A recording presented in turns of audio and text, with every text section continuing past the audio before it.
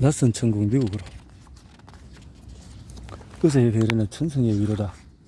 미국 뉴욕 JFK 공항에서 도착한 것이 1964년 10월.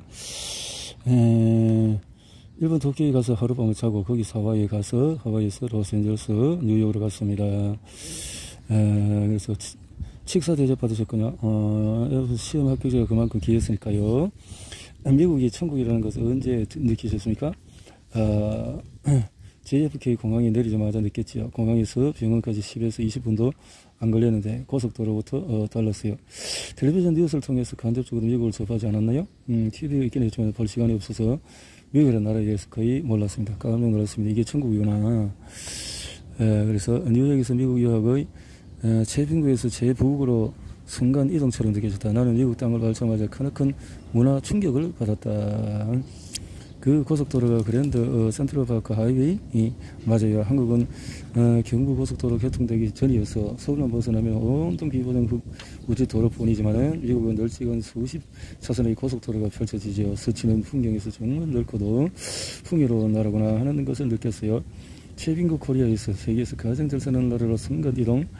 하와이 로스앤젤레스부터 문화 충격을 받습니다. 정말 이국적인 풍경이었습니다.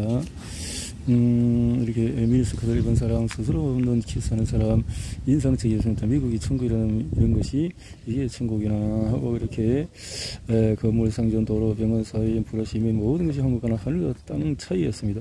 미국 의료 환경 수준은 바로 눈이 들어왔을 것 같습니다. 한국에서 일상적인 당연하게 받아들였던 것들이 미국에서 보니까 모두 다 초라하고 비참한 수준이었습니다. 인천의 병원에서 쓰던 주사기, 장갑, 기저귀 이런 것들은 미국에 비하면 질이 떨어지는 정도가 애초부터 비교 대상이 아니었습니다. 한국에 있을 때 그 전에 기저귀 같은 것은 누더기들 삶아서 다시 썼고 주사기는 어머니 또 소독을 해서 이렇게 했는데 말이야. 한국에서는 미군 부대에서 흘려놓는 주사기를 재활용하는 때였는데요.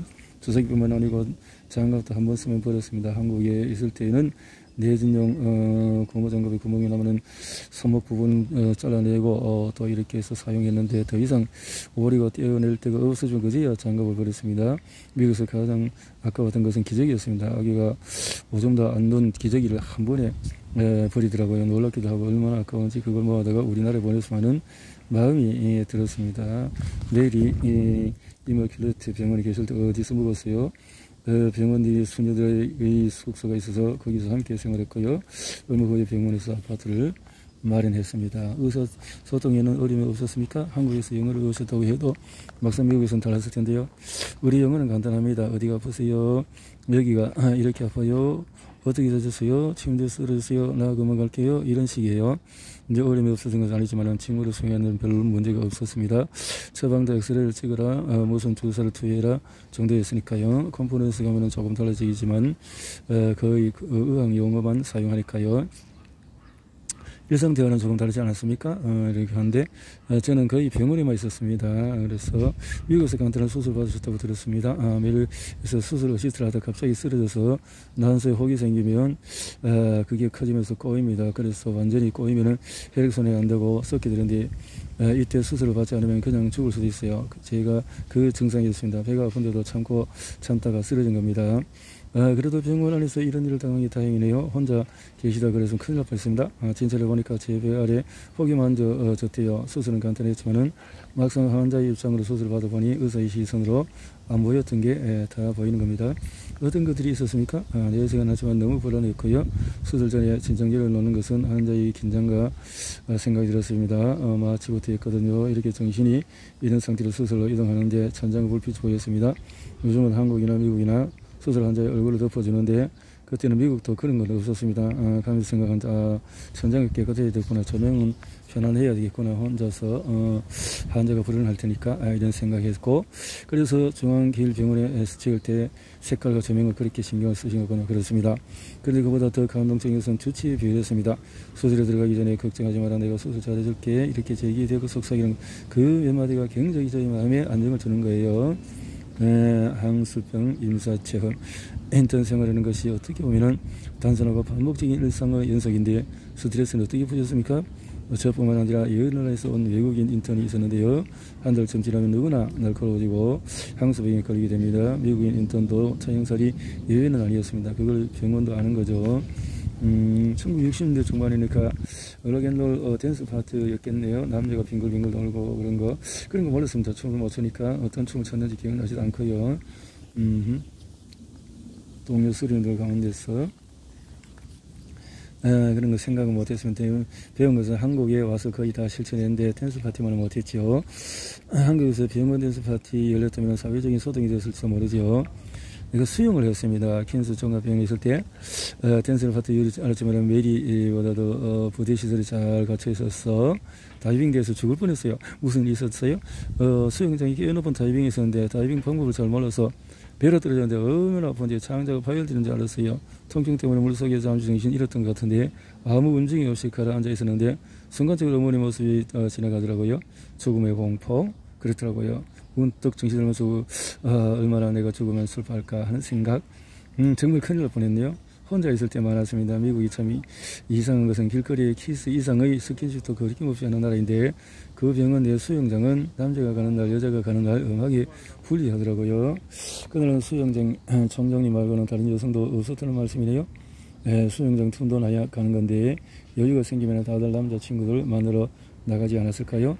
듣는 제가 안타깝네요. 성장님이 역을 어떻게 보내셨습니까? 숙소에 텔레비전을 보는 정도였습니다. 하고 혼자서 공원을 거닐 또 영화를 보러 가는 정도 이렇게 해도 나쁘진 않았습니다. 그래서 메리 메이서 TV 같은 것은 뭐 다이너스티라는 이런 드라마도 생각나네요. 그렇게 말씀해 지금 젊은 세대들은 미국 메리 톰 크루즈 주연을 맡았던 영화 미션 임파서블 떠올릴 수밖에 없네요. HBO요. HBO는 홈 박스 오피스 역사인데 타임워너사가 1972년에 설립한 미국 대표적인 유로 케이블 채널. 너무 재밌게 봤습니다. 그런데 제가 최근에 채널 돌리다가 그것도 보고 또 봤거든요. 그런데 영어를 못 알아듣는 거예요. 약 10%는 안 들리더라고요. 일본어도 들리는데 말이죠. 언어라는 게 습관이라서 안 쓰면은 잊어버릴 수밖에 없습니다. 세월이 참 무상합니다. 그때 노벨상을 받았었다면 매일 이목 관련해서 1년간 인턴 생활하고 아까워요. 모두 퀸스 구에 있습니다. 존 F 케네디 이름을 딴 JFK 공항도 퀸스에 있어요. 숙소를 옮기셨나요? 아파트에서 나와서 병원 숙소로 들어가서 거기서 기구할 때까지 있었습니다. 본격적인 수리 생활을 시작했는데 어떻든가요?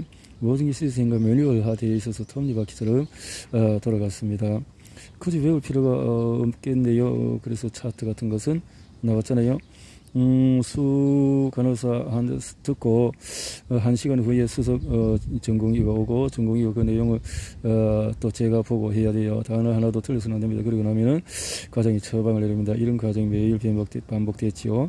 환자 계속 밝힐 테고 그러면 어떻게 매일 그 환자 기록을 다 외울 수 있었는지 지금 생각해도 신통합니다. 어쨌든 그때는 다 외웠습니다. 총장님이 연재했던 그 남기고 싶은 이야기 관련 대목을 읽어보겠습니다. 중앙일보에서 당직에서 저분들 무리인데 모르겠어요. 잘 보셨던 것 같은데요. 한밤중에 응급 환자가 오면 총장님도 호출이 오나요? 당연하죠. 응급 환자뿐만 아니라 그때 미국에서는 아스피린 하나를 쓰더라도 의사의 처방이 있어요. 자다가도 뛰쳐나가는 수밖에 없어요.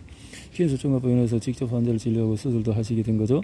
그때부터 저를 보는 현지 의사들이 시선이 달라져서 이를테면은 당시 미국은 신생아 무조건 포경수술을 했거든요. 저는 5분이면 충분한데 손이 늦고 의사는 그것을 30분 이상 해요. 주사도 잘 넣으셨잖아요. 미국 가서 처음 보는데 나비침이라는 주사가 있습니다. 신생아 머리에 놓는 나비 주사 모양이에요. 편리합니다. 신생아 머리의 혈관을 찾아 꽂으면 되는 건데 혈관을 못 찾는 의사가 많았습니다. 제가 단번에 척척 쳐지니까 동료들도 수석 전문의도 가장도 너무 놀라는 거예요. 한국에 있을 때도 시도 때도 없이 정전되었는데 그럴 때도 손의 감각만으로 신생아의 핏줄을 찾아 주사를 넣은 적이 있었거든요. 그거는 훈련이 도움이 된 것 같습니다. 한국인 특유의 손재주라요. 한국인이라고 특별한 건 아니지만 역시 동양인은 손재주가 뛰어나다는 말을 들었습니다. 우쭐했고요. 병원에서 신생아 대사 이동 검사도 제게 맡겼습니다. 태어난 지 2, 3일 신생아의 대퇴 동맥 이렇게 체크를 하는 건데 미국에서는 손이 커서 어려움이 많았거든요. 소아과에서 계시지 않았을 텐데 다른 과에도 인턴하셨나요? 인턴들이 다 돌았지요. 산부인과, 또 내과, 외과 등에서도 있었습니다. 다 했다는 거죠. 이런 것 한국에서 들어와서 적용했나요? 알 권리들? 예, 제가 다른 의사들이 2~3배 바빴습니다. 병리과 주임과장인 셀리번 박사가 총장님을 딸처럼 아꼈다고 들었습니다. 고마운 분이죠. 제가 미국에서 병리학을 전공했는데 저희 지도 교수를 해주었습니다. 저도 입원을 기쁘게 해드린 적이 있었는데 설리번 박사는 폐기의 형태의 암이 발생하는 과정을 처음으로 밝혀낸 세계적인 석학이었어요. 폐기력 환자의 시신을 해볼 때마다 수린들에게 결핵 상처에서 암이 분화된 증거를 찾아보려고 하셨거든요. 자신의 이론을 뒷받침할 증거를 찾아보려는 뜻인가요? 이론 이미 증명된 상태였지만은 실제로 그 샘플을 발견한 것은 매우 어렵습니다. 폐기력 상처도 아니고 암으로 발생한 세포도 아닌 그 중간의 조직을 찾아내는 문제였거든요.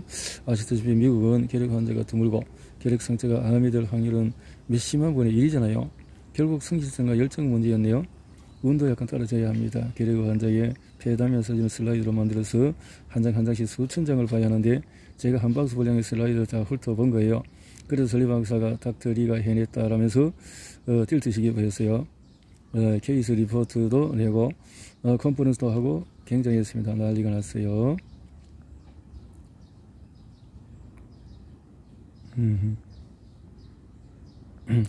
설리번 박사가 총장님 총회했겠는데요. 여성의사로서 동질감을 느꼈을 듯도 하고요. 그랬던 것 같습니다. 레전드 하면서 더 미국에 머물렀다면 제가 학자가 되고 노벨 의학상을 받았을지도 모릅니다. 인생이 다르게 흘러갈 뻔했지요. 어떻게 흘러갔을지 듣고 싶습니다. 심장의 좌우 심실과 심방이 있잖아요. 4개의 방에 각각 수축 팽창을 하는데 그런 운동이 규칙성이 없으면 피가 심장에 들어오기도 어렵고 피를 혈관에 뿜어주기도 어렵습니다. 거친 비유지만 수저서 할 때 두 손을 리드미컬하게 하잖아요. 그렇습니다. 가슴에 손을 대보면 심장이 뚝딱 이렇게 한 번만 뛰는 것처럼 느껴지지만 사실은 심방과 심장 사이에 있는 판막이 다치는 소리가 뚝딱하고 두 개를 날리어서 뛰는 것이거든요. 앞에서 두 승모 판막이 삼척 다치는 소리고 뒤에서 닭은 대동맥 판막과 폐동맥 판막이 다치는 소리입니다. 당시에서 주로는 그 수축과 팽창의 규칙을 인체 내의 전기 자극이 관장하고 또는 인체 내에 그런 전기 흐름이 있다는 것이었습니다. 그 전기 흐름이 심전도로 가죠. 1895년에 넬란드 생리학자 에이토 호번이 심전도를 측정하긴 했지만 세포 병리학적으로 구체적인 전기 흐름의 세포에 대해서는 잘 모르고 있었는데 이 루트를 제가 발견한 겁니다. 루트를 문의 안이 들어도 대단한 발견인 것 같습니다. 어떻게 발견했습니까?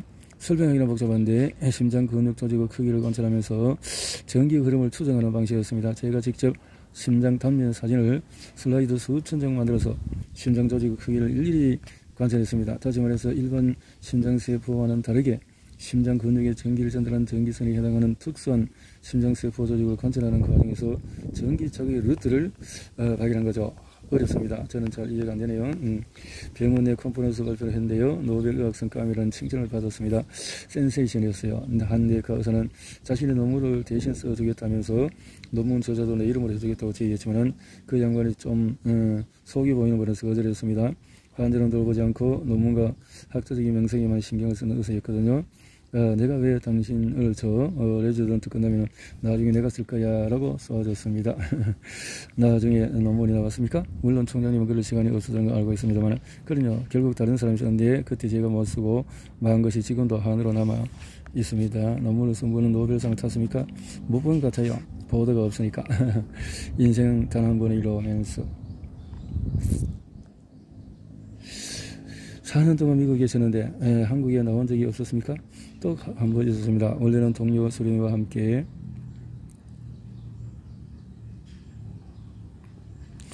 유럽 여행을 가려고 했는데 말이야 마타라는 친구였습니다. 셋이서 첫 해에 2주간의 휴가를 반납했습니다. 그러면 그 다음 해 휴가는 4주가 되잖아요. 그렇게 휴가를 세이브했는데 막상 유럽을 갈 때가 되니까 갑자기 어머니가 보고 싶어지는 거예요. 한국에 와서 어머니와 시간을 보내다가 복귀했습니다. 뭐니 해도 뉴욕은 맨해튼인데 맨해튼 자주 가보셨나요? 1년에 몇 번씩 갔고 데이트를 할 때 갔습니다. 아시다시피 퀸스는 롱아일랜드 섬이잖아요. 강과 바다 막혀있는데 먼 발치에서 멤파이어 스테이트 빌딩을 신기루 같은 스카이라인을 보면서 감성이 젖는 건요. 저게 미국이구나. 그래요. 브로드웨이, 타임스퀘어 등등 맨해튼 보통 그 반대지요. 낮에는 맨해튼에서 일하고 저녁에는 퀸스나 브루클린에 있는 베드타운 주거지로 돌아가는 사람이 많으니까요. 타임스퀘어에 라디오 스팀 뮤지컬 영화관이 있습니다. 그때는 개봉 영화를 상영했는데 지금도 그런지는 모르겠어요. 엘리베이터 테일러가 나오고 영화 속에서 욕을 하던 장면도 나오더라고요. 센트럴파크 선글라스 끼고 그런 것이 1968년 봄으로 나와 있네요. 이렇던 이야기를 꺼낼 때부터 각오하고 있었습니다. 유일한 로맨스터를 그렇게 퀸스 병원으로 꽃을 들고 찾아왔는데 펀치라고 잘생긴 남자. 제가 자주 가는 마트의 전문에게 내가 어디서 일하는지 물었다는 거예요. 남자의 신상에 대해서는 역시 남기고 싶은 이야기 한 대목인데요. 나보다 2살이 많았는데 서울에서 중학생 때 혼자 미국 연도서 아르바이트를 하면서 대학을 졸업하고 자기 사업을 한다고 해서 이렇게 기록되어 있습니다. 이 총장님은 첫 데이트에서 말씀해 주시면 되겠습니다. 저는 브로치를 단 예쁜 눈빛을 잃고 기다리고 있었습니다. 기숙사 창문으로 도로가 보이거든요. 검정 링컨 컨티넨탈이 서더니 말끔한 정장을 입은 그 청년이 내렸습니다. 손을 흔들면서 나를 보고 웃는데 역시 그런 기다림과 설렘이 좋더군요. 영화 한 장면 같은 첫 데이트 장소가 베어 마운틴 주리 공원이 있죠. 메리턴 서쪽으로 흐르는 허드슨 강을 따라 북쪽으로 2시간 정도 차를 몰고 가야 하는 거리에 있어요. 그래서 이건 피크닉이었는데 경치도 좋고 그분이 한국 음식까지 준비해와서 정말 감동했습니다. 한국 음식은 가끔 드시지 않았나요? 퀸스의 한식당 없었습니까? 그건 모르겠지만 한국 음식은 그때 처음이었습니다. 다 그러죠. 외국 나가면 한국 음식 그러워지는 거죠. 김치 같은 거 이런 것들이 독자 입장에서는 결말을 듣고 싶어 하는데 제가 요약해 보겠습니다. 그날 이후 우리는 자주 만나 데이트를 즐겼다.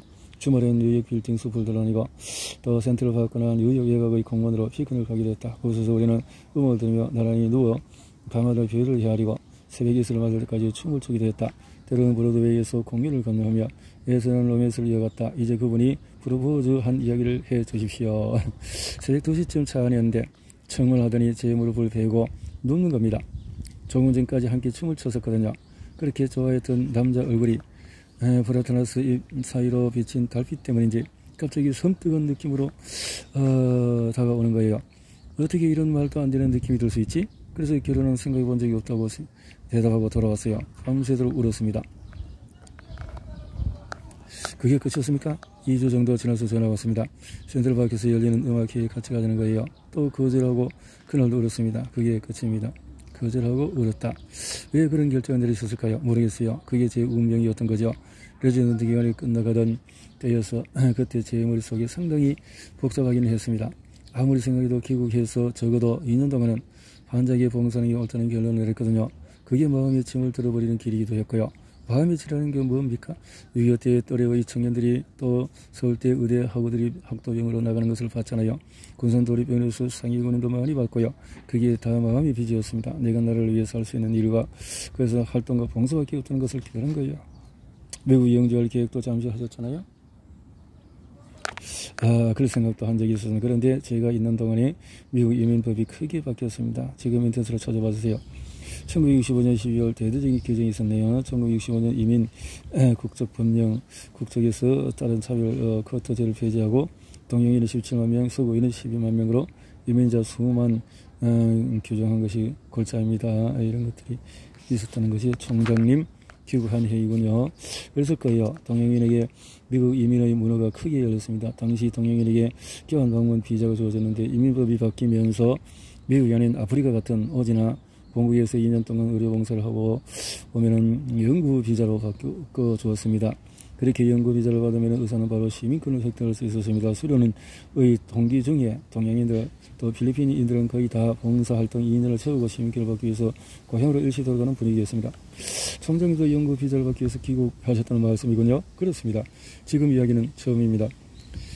한 번도 이런 이야기를 해본 적이 없어요. 누가 물어본 적도 없으니까 어려운 말씀을 해주셨습니다. 미국에 있는 동안에 한국을 떠날 때 저를 붙잡고 매달리던 환자들의 울부짖음이 기천에 맹돌 때가 많았습니다. 그러면서 내가 이분들을 놔두고 오로지 내 일신의 아내를 위해서 미국에서 계속 살아야 돼?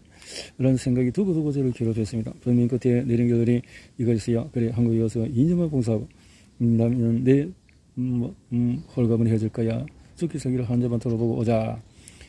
그래서 저기서 헤라클레이스가 토스가 성격이 운명이라는 말을 했죠. 이 문구를 여러 지성들이 즐겨 인용했습니다. 한국에서는 소설가 이병주 선생이 그렇고 최근에 철학자 김영석 박사도 이 문구를 말했는데 운명은 크고 작은 무수한 선택에 의해서 결정되는데 그 선택을 좌우하는 것이 결국은 성격이 아니었겠습니까?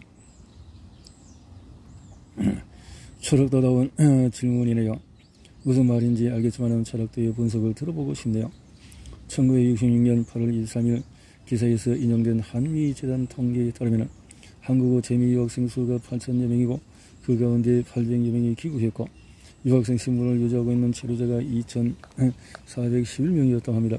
미귀국자는 4,800여 명이었고 이 통계가 뜨다는 것은 미국에서 학업을 마치더라도 7명 중에 1명이 귀국했다는 겁니다. 총장님의 레지던트 중에 귀국하는 경우여서 미귀국자가 아니었습니다. 그렇게 고심할 필요는 없었는데요. 미국에 남아서 학업을 연장하여 또 연구비자를 얻는 방법은 얼마든지 있을 텐데 굳이 귀국을 선택한 것은 총장님다운 신념과 철학을 드러낸다는 뜻이었습니다. 이해했습니다. 제 성격상 귀국을 선택할 수밖에 없고요. 그 선택이 운명으로 이어졌습니다. 그래서 오늘의 제가 힘든 것이고요. 모두가 만류했던 귀국. 미국에 있었던 4년 동안의 미국에서는 여러가지 새로운 흐름이나 충격적인 사건이 있었습니다. 걸쭉걸쭉한 것만 봐도 비틀즈의 선풍적인 인기 히피죠. 베트남 반대, 대학 소요, 마틴 루터 킹 암살 등등. 마틴 루터 킹 암살 사건은 기억이 생생합니다. 그날 동료들과 워싱턴 DC로 벚꽃 구경을 갔었거든요. 사망일이 1968년 4월 4일이네요. 비구의 날이 되었지만 벚꽃 구경하기에 좋은 날이었을 것 같습니다. 버스를 타고 가는데 여기저기 소요가 일어나서 전쟁이라도 난 것 같습니다. 총소리가 굉장히 했고요. 차로 돌아갈 수밖에 없었습니다. 법무장관을 지낸 로버트 케네디 노무현이 암살당했죠. 같은 해 6월 2일입니다. 그는 63년 11월 대통령 재임 중에 암살당한 존 F 케네디의 동생이고요. 그날도 어제처럼 기억납니다. 병원 라운지처럼에서 생중계로 뉴스를 봤어요. 다들 의사라서 그런지 저 부위에 총을 맞아서 생존 가능성이 없다는 의견이 지배적이었습니다. 결국 사망했고요. 영화 포레스트 검프가 생각납니다. 총장님이 역사적인 현장에 계셨다는 생각이 드네요. 베트남전과 관련해서 지켜준 경험도 있습니다. 킨스 병원에서 청소를 담당한 흑인 청년이 있었는데 징집을 당했습니다. 병원 안에서 나는 전쟁을 반대한다. 죽기 싫다. 내가 흑인이 아니었다면 징집을 당하지 않았을 거야 라고 고함치며 절규하더군요. 미국에서 당일치기가 아닌 여행을 해본 적이 있으십니까? 요약했어. 캐나다 여행을 한 적이 있었습니다. 1967년 몬트리올 엑스포 있었거든요. 1960년 4월 27일 또 몬트리올 엑스포는 몬트리올 메이저 야구팀도 있었네요. 여하간 뉴욕에 있는 한국 유학생까지 들떴던 것입니다. 이렇게 마지막 예고가도 불렀고요. 은주감을 생각하는 한국인의 특성은 민박집에 돌아보니 한밤중이었습니다. 얼마나 지직했어요. 남자 2명은 저쪽에서 먼저 간데 우리 여자 3명은 바로잡을 수가 없었습니다. 같이 간 최혜숙이라는 후배가 일제 전기밥솥을 사왔거든요. 누가 취소 버튼을 누르냐 다툼이 벌었지만 내가 제일 많았던 제가 이겼습니다. 나이가 그게 다툼 문제였습니까? 다들 그게 전기밥솥을 처음 본 거예요. 해석의 시사에 참 밝은 친구인데 버튼만 누르면 저절로 가게 되는 전기밥솥이 있다는 거예요. 제가 그런 게 어딘지 말이 안 된다. 한번 가져와봐 하고 소동이 벌어졌습니다. 정말 세상 담을 쌓고 사식인이 했나고 합니다. 등등. 저만 그런 게 아니었고 밥이 정말 되는지 확인하려고 자려고 했지만 셋 다 피곤해 지치고 쓰러지고 말았습니다. 그리고 이제 다음날 일어나 보니까 고슬고슬 밥이 잘 익어서 신기했습니다. 귀국 준비는 어떻게 했습니까? 일단 H라는 짐을 맡겼고요. 그래서 다시 가지 못해서 못 찾았지요. 아까운 건 하나밖에 없습니다. ECFMC 시험 준비를 할 때 봤던 해리슨 텍스북을 주고받습니다. H가 여의대, 고려대, 의대의 전신을 나오긴 했지만은 FCEMH 합격증이 없었거든요. 바로 그 내 손때 묻은 책을 기념으로 보존하고 싶은데 어디서 구할 수가 없네요. 많이 아쉽습니다. 그거 말고도 귀국 준비가 있을 텐데요. 진짜 귀국 준비는 한국에서 이루어졌습니다. 언니와 가족의 병원 증축 준비를 해달라고 편지를 미리 부탁해 놨거든요. 귀국하자마자 바로 환자를 진료하고 싶었고 이전보다도 훨씬 많은 환자를 돌보려고 귀국할 때 무슨 서를 써야 했는데 그래서 제 입국 비자 신청서를 했습니다. 귀국 직전에 이민국에서 작성했는데 성년으로 나이를 가입하는 칸이 나왔습니다. 미국에서 저는 나이를 완전히 잊고 살았거든요. 거기는 나이를 묻는 데가 없잖아요. 멍하게 있다가 내가 1932년생이니까 원래 몇 살이지? 미국은 만 나이로 써야 되잖아요. 이런 생각이 들었습니다. 그렇게 벨서머에서 나이를 적었습니다. 귀국할 때 수련이 동료들이 많이 아쉬웠겠는데 특히 설리번 박사가 만류하지 않았습니까? 말도 못하지요. 수련이 동료들 한결같이 안정된 자리를 듣고 왜 가느냐고 설리번 박사는 가지 말라고 대놓고 말했습니다. 하지만 마음을 이미 굳게 먹은 테라 아무 소리도 안 들렸습니다. 성별회가 매일처럼 열렸다고 들었습니다. 그때는 제가 인기가 좀 있었습니다. 인기도 지금도 많으시죠? 아무래도 한식을 먹는 날이 기억됩니다. HGV 케네디 광장 부근이었는데 H가 불국이 이렇게 해서 공항까지 비용 나왔고 공항 한편이 눈물바다가 됐습니다. 정든 사람의 작별 남편과 함께 나왔습니다. 설리번 박사도 눈시울을 붉혔고요. 그분은 에게 한국은 여전히 가난한 나라. 그래서 슬프는지 모르겠어요. 저희 귀국은 그분들에게 그런 의미였습니다.